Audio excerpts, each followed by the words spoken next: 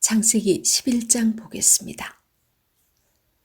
사람이 동물과 구별되기에 특별한 것은 어떤 특징이 있을까요? 사람은 물론 하나님의 모양과 형상으로 지으셨습니다. 그리고 하나님께서는 말씀으로 이 땅을 창조하셨죠. 그런데 유독 사람은 하나님께서 직접 만드셨어요. 흙을 빚어서 만드셔서 생명을 불어넣으셨죠. 그리고 사람에게 주신 가장 큰 것이 또 어떤 거냐면 말을 할 수 있도록 한 것입니다. 하나님의 모양과 형상으로 지어졌기에 가능한 것이겠죠. 인간에게 처음부터 하나님은 언어를 쓸 수 있도록 그렇게 능력을 부여해 주셨습니다. 그리고 요한복음에서는 태초에 말씀이 계시니라, 이 말씀이 하나님과 함께 계셨으니 이 말씀은 곧 하나님이시니라. 예수 그리스도에 대해서 이렇게 또 증언을 해주고 있습니다. 11장 1절을 보면 온 땅의 언어가 하나여 말이 하나였더라. 하나님께서는 처음부터 여러 언어를 만들지 않았다는 사실을 이렇게 말씀하고 있습니다.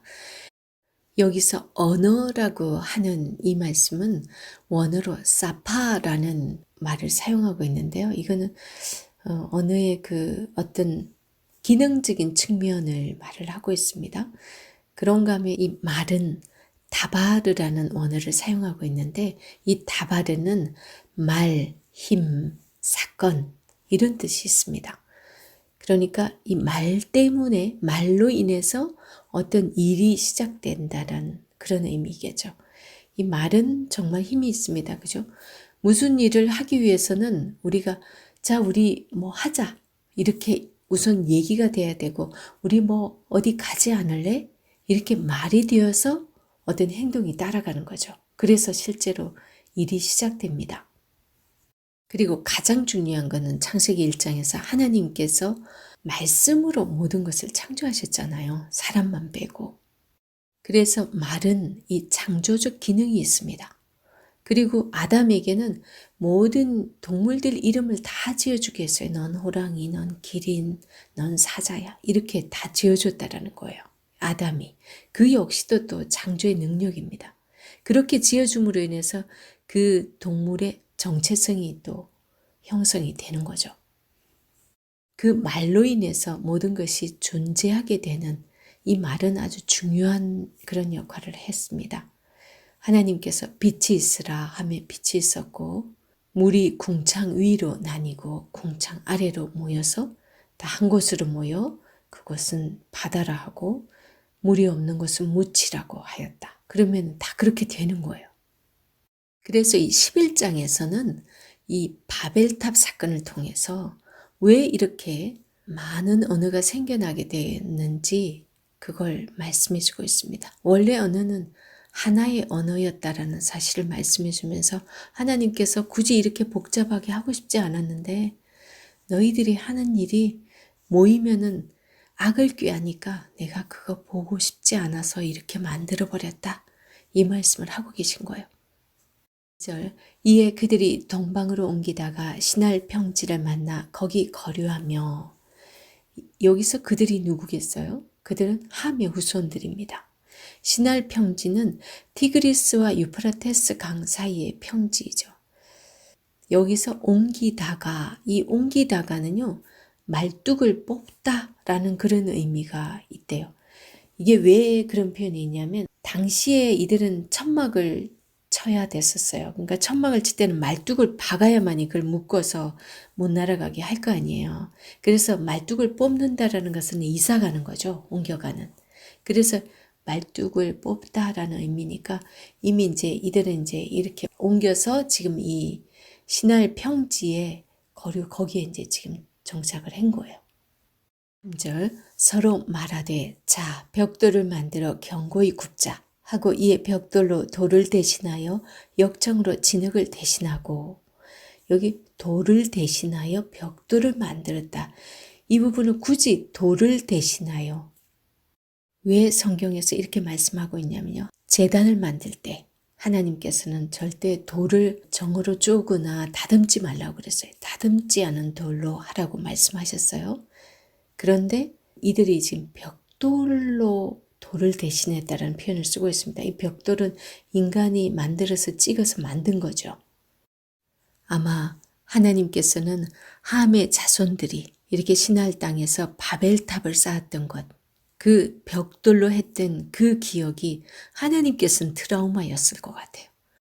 이들이 벽돌을 쌓아서 뭘 했나요? 바벨탑을 쌓아서 하나님을 대적하는 거나 마찬가지인 거거든요. 우리가 하나님 같이 높이 올라가자 그런 거죠. 또 자기 이름을 내기 위한 거고 하나님의 이름을 내야지 자기 이름을 내려고 하는 거고 이게 다 하나님을 대적하는 자의 모습인 거죠.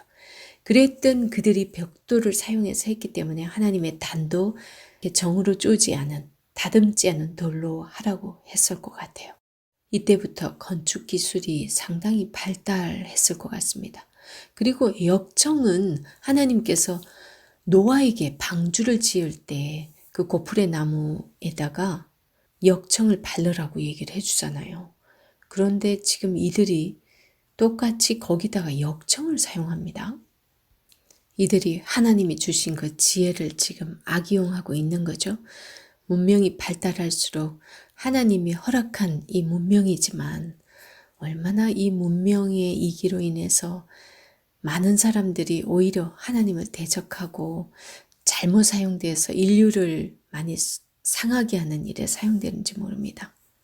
많은 무기들이 그런 역할을 하고 있다고 봅니다. 4절에 보면 또 말하되 자 성읍과 탑을 건설하여 그 탑 꼭대기를 하늘에 닿게 하여 우리 이름을 내고 온 지면에 흩어짐을 면하자.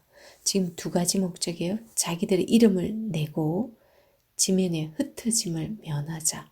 이것이 바벨탑을 쌓는 이들의 목적이었어요.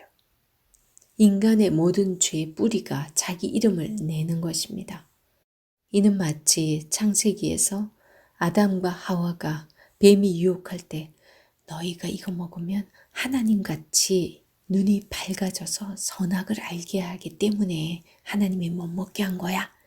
이렇게 꼬셨을 때 진짜 그 말 듣고서 이렇게 보니까 진짜 보암직도 하고 먹음직도 하고 정말 지혜롭게 할 만큼 탐스러워 보이는지라 그러면서 야 진짜 뱀의 저 말이 맞을지도 몰라 그러면서 똑 따먹고 말잖아요. 인간 안에 정말 자기가 하나님처럼 되고자 하는 교만 그것이 인간의 죄의 뿌리인데 말입니다. 그리고 흩어짐을 면하자 그래요. 원문에서는 흩어짐을 면하고자 하여 이름을 내었다. 이렇게 번역을 하는 것이 더 맞습니다. 그러니까 자기네들은 흩어지지 않고 자기들 종족 이렇게 보존하기 위해서 성을 건설하고 거기에서 이제 정착하면은 자기네들은 더 거기서 안전하게 거할 수 있다라고 생각을 한 거죠. 하나님은 인간이 흩어지기를 원하셨어요. 처음부터. 1장 28절에 보면 생육하고 번성하여 땅에 충만하라. 이게 땅에 충만하라는 땅으로 흩어져라. 그리고 땅을 정복하라. 그랬어요. 그런데 인간의 그 악함을 보고서 노아 홍수를 통해서 심판을 하십니다. 그래서 이제 노아 홍수 심판 후에 9장 1절에서 또 아담에게 명령했던 그거를 다시 또 노아에게 말씀을 하시잖아요. 그런데 지금 노아의 아들 함의 이 자손들이 도시를 만들어가지고 거기서 자기들끼리만 이렇게 보호해서 꽁꽁 뭉쳐서 이렇게 살겠다는 거죠. 9장 14절에서 16절에서 분명히 물로 다시 내가 심판하지 않겠다 그러면서 무지개 언약까지 주시거든요.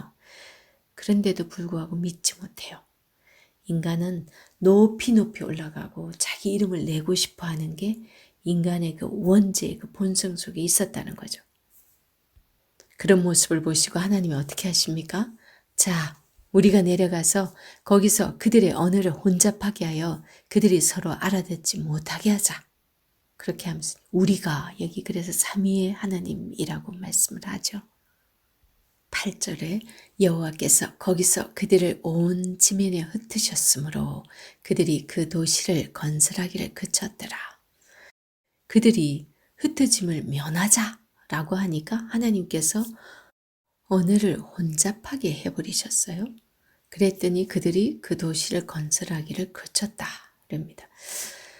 인간이 좀 발전하면, 문명이 발전하면 발전할수록 인간은 더욱더 교만해지고 하나님의 창조 질서까지 깨뜨리려고 하는 그런 모습들을 우리가 이 땅 살아가면서 참 많이 봅니다. 그래서 하나님께서 이렇게 언어를 흩어버리셨는데 언어의 그 혼잡으로 인해서 나타난 현상은 그들이 온 땅으로 흩어졌다. 그래서 도시 건설이 중단되었다라고 표현을 해주고 있습니다. 그래서 그러므로 그 이름을 바벨이라 하니 이는 여호와께서 거기서 온 땅의 언어를 혼잡하게 하셨음이니라. 여호와께서 거기서 그들을 온 지면에 흩으셨더라. 하나님께서는 원래부터 인류를 온 지면에 다 흩어서 생육하고 번성하고 그렇게 해서 하나님의 그 나라를 이루어가기를 원하셨어요. 하나님을 예비하는 사람들로 다 이렇게 가득 차게 하기를 원하셨어요. 죄악된 인간들이 뭉쳐 있으면 항상 하나님을 반하는, 대항하는 그런 일을 하기 때문에 하나님께서는 흩어버리십니다. 하나님은 창조 때부터 해가지고 나중에 마가의 다락방에 성령이 강림했을 때도 핍박으로 인해 흩어지게 만드십니다. 그래서 실제적으로 전 세계로 복음이 전파되게 되죠. 그리고 이스라엘이 가나안 땅에서 땅을 분배받고 나서 이 도피성을 48개를 만들잖아요. 그 성읍을 만들어서 거기 레위인들을 그곳에서 살게 합니다. 레위인들은 하나님을 제사하는 그런 일에 수종드는 일을 맡았잖아요. 그래서 하나님께 바쳐진 사람들이기 때문에 그 사람들을 48개 성읍에 이렇게 흩어놓음으로 인해서 모든 사람들이 하나님을 예배하는 사람으로 백성들로 만들고 싶으셨던 거죠. 그렇기 때문에 오늘날의 교회도 너무나 거대해져서 한 기업처럼 막 10,000명씩 되고 이러는 거는 사실 바람직하지 못합니다. 하나님께서는 흩어버리기를 원하시는 거죠. 교회 숫자 많이 불리기 위해서 애를 쓴다면 그 역시 또 하나의 바벨탑을 쌓는 그런 모습이 될 것입니다. 그리고 이 바벨탑을 통해서 흩어졌던 이 언어가 언제 회복되는 모습이 잠깐 보이냐면요. 사도행전 2장 1절에서 13절에 보면 그런 상황들을 설명해 주고 있는데 4절에서 보면 다른 언어들로 말하기 시작했다. 그리고 6절에서 보면 각각 자기 나라의 말로 제자들의 설교를 알아들었다. 그런 표현이 나오고요. 이런 것들은 이 바벨탑을 통해서 혼잡하게 된 그 언어들이 성령의 강림으로 인해서 하나됨으로 인해서 다 각자 자기 나라 말로 알아들었다라는 거죠. 잠시나마 하나님께서 인간의 죄악으로 인해서 혼잡하게 만들어버렸던 그 언어를 회복하는 그 순간을 보여준 것이라고 봅니다.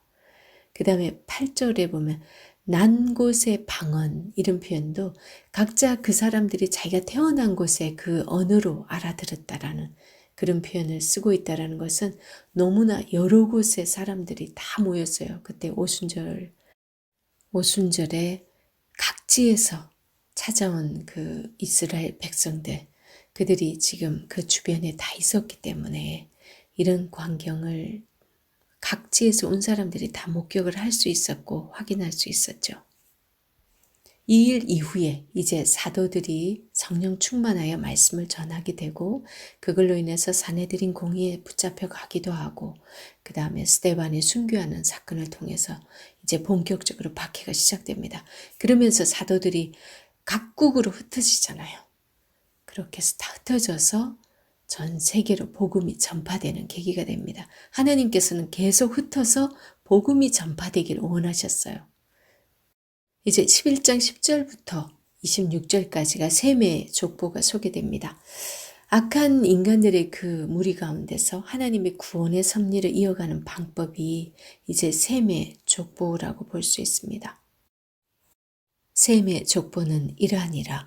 셈은 100세 곧 홍수 후 2년에 아르박삿을 낳았고 아르박삿을 낳은 후에 500년을 지내며 자녀를 낳았으며 아르박삿은 35세에 셀라를 낳았고 셀라를 낳은 후에 403년을 지내며 자녀를 낳았으며 셀라는 30세에 에벨을 낳았고 에벨을 낳은 후에 403년을 지내며 자녀를 낳았으며 이렇게 쭉 말씀을 하다가 18절에 보면 벨렉은 30세에 르우를 낳았고 르우를 낳은 후에 209년을 지내며 자녀를 낳았으며 지금 벨렉에 와서 갑자기 수명이 뚝 떨어집니다.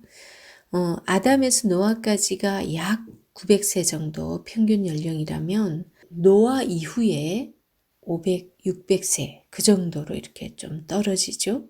그런 다음에 벨렉에서 200세에서 300세 그 정도로 떨어집니다. 그리고 나서 모세 시대는 모세가 몇 세까지 삽니까?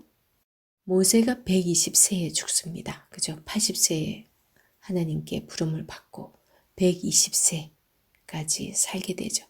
그래서 아브라함 이후로는 이제 120세 정도. 물론 아브라함은 175세까지 살았어요. 하나님께서는 오히려 지금 인간들이 계속 패역해지잖아요.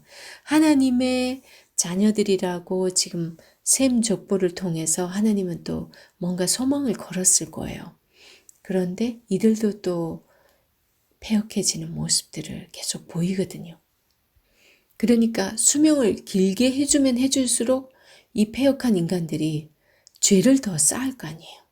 그래서 오히려 하나님께서는 이 죄를 많이 쌓지 않도록 하기 위해서라도 수명을 줄이는 것이 하나님께서 오히려 인간에게 베푸신 은혜가 아닐까라는 생각이 듭니다.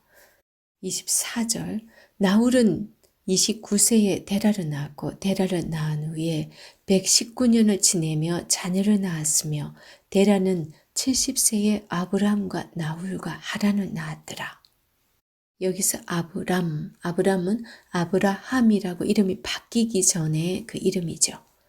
지금 셈의 계보를 말씀하신 이유를 알겠죠? 이스라엘을 만든 믿음의 조상 아브라함의 계보를 지금 말씀하기 위함이구나. 그걸 눈치챘을 겁니다. 그리고 이제 데라의 족보가 소개되죠. 데라의 족보는 이러하니라. 데라는 아브라함과 나홀과 하란을 낳고 하란은 롯을 낳았으며 하란은 그 아비 데라보다 먼저 고향 갈대아인의 우르에서 죽었더라. 27절 이후로부터 데라의 족보를 말씀하고 있는데 이것이 또 아브라함의 족보를 말씀하기 위함이죠. 여기서 셈의 족보를 앞에 10장에서 야벳과 함의 족보를 말씀을 하셨잖아요.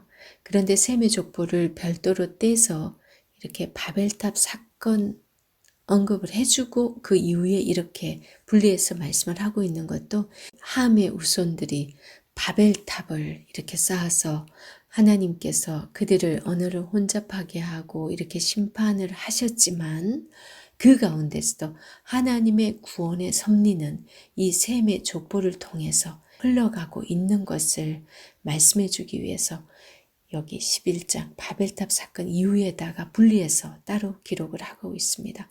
그런데 30절에서 보면 왜 하나님의 백성의 그 조상들의 족보를 말씀하면서 애를 못 낳는 사례를 말씀하고 있거든요. 29절 아브라함과 나홀이 장가들었으니 아브라함의 아내의 이름은 사레며 나홀의 아내의 이름은 밀가니 하란의 딸이요 하란은 밀가의 아버지이며 또 이스가의 아버지더라. 사레는 임신하지 못함으로 자식이 없었더라. 우리가 너무나 잘 알고 있는 믿음의 조상 이 아브라함이 일반적으로 그냥 남들 애 낳는 것처럼 자기 힘으로 그렇게 낳은 게 아니라 물론 뭐 생명은 하나님 주시는 거지만 지금 사례가 임신하지 못하였다는 사실을 굳이 강조하는 이유는 그냥 인간의 힘으로서가 아닌 하나님께서 친히 그에게 씨를 주셔가지고 지금 하나님의 구원의 섭리를 이루어 가신다라는 그 믿음의 조상에게 임신하지 못한 상태에서 하나님께서 그 섭리를 이루어 갔다라는 것을 더욱 이렇게 강조하고 계신 거죠. 성경에 그 예수님의 족보에 오른 여인들 5명 기억하시죠? 다 문제가 많잖아요. 우리가 인간적으로 생각할 때 그 어떤 사람도 저런 사람은 좀 족보에서 빼는 게 오히려 좀 덜 창피하지 않나? 믿지 않는 사람들을 보기에도 그럴 수 있는 사람들이 다 들어 있습니다.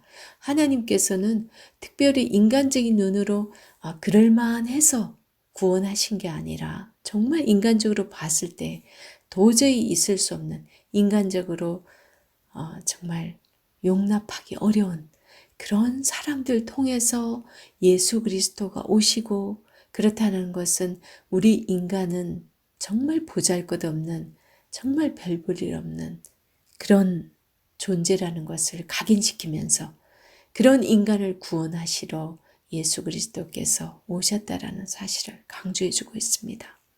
그래서 인간의 능력이 아닌 하나님의 능력으로 하나님의 구원의 섭리를 이루어 가신다는 이 반증으로서 이 사례는 임신하지 못하였다라는 사실을 강조하고 있죠. 반면에 인간의 능력으로 뭔가 우리가 우리를 보장하고 우리를 지킬 수 있어 이렇게 생각한 사람들이 누굽니까?